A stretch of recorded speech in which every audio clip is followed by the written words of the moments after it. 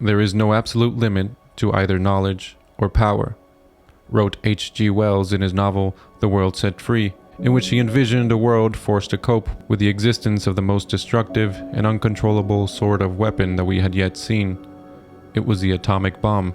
He wrote this novel in 1913, around 30 years before the United States set up the Manhattan Project to develop the first nuclear weapon. In the novel, the world, divided as it was, upon meeting the invention of such a devastating weapon, ended in a war to end all wars.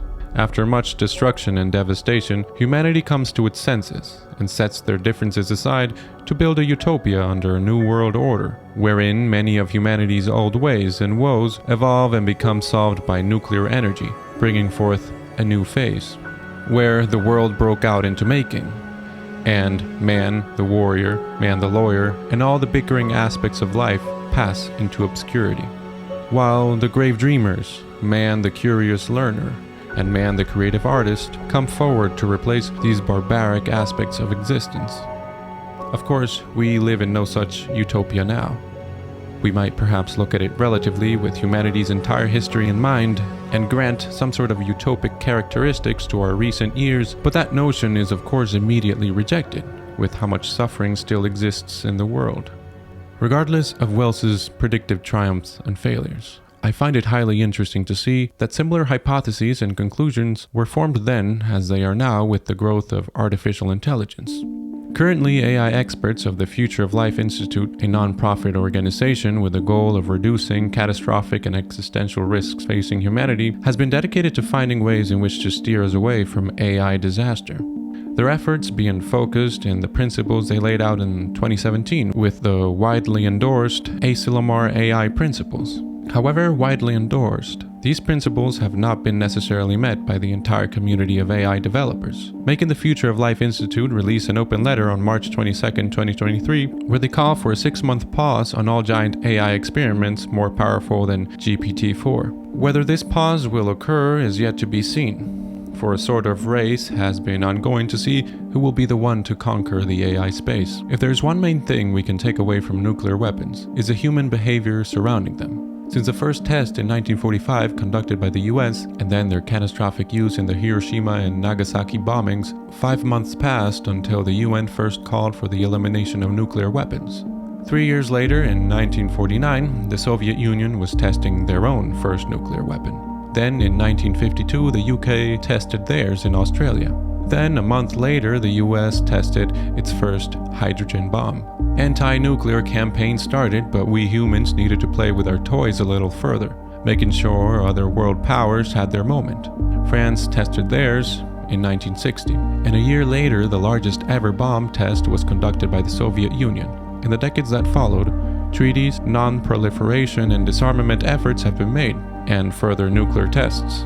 And well, to this day, humanity is still forced to live with the full-time job of not thinking about the possibility of a nuclear war. Certainly, AI poses risks of a different kind, but they are nevertheless considered existential. The general risks are proposed in the short, medium, and long term, with the short term being disinformation. It takes only the imagination to conclude where AI could massively propagate misinformation intentionally or non-intentionally. We have comically been able to appreciate artificial intelligence mash up musical artists covering unexpected songs, or render a deep fake of some celebrity delivering a joke. And these things will only become more advanced, taking us to a place where we won't be able to distinguish the real from the fake.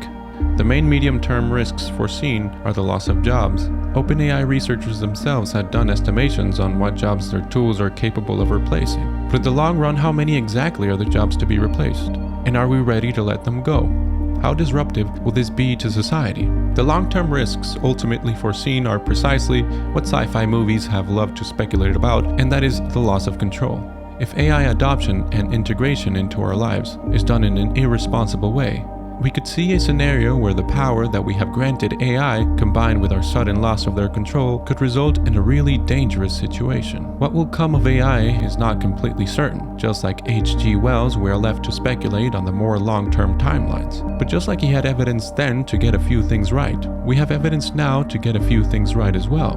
The evidence thus far does seem to lead at least to the first two major risks. Thankfully, we also have history to look back on to see how the world dealt with a nuclear threat. We understand a little bit more about how to deal with situations in which we cannot look at the world as separate pieces, but as it truly is, as one single sphere.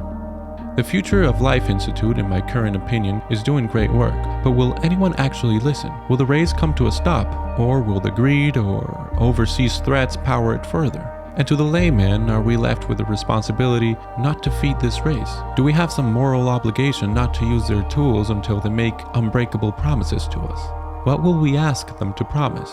Do you agree with the Future of Life Institute so far? I am inclined to believe that there will be no perfect solution to the AI problem. Just like we snuggle every night with nuclear weapons snoozing idly on Earth's mantle, we are going to have to live with AI in some large-scale capacity. What we still have in control now is how long we give ourselves to adapt to the coming new world, and to learn to live with this new constant threat to the world as we know it. If we stare on our feet, the future can certainly be a brighter one with AI. There truly might be some old things that are due to be shed. I just hope we're not left all tender and vulnerable when we do.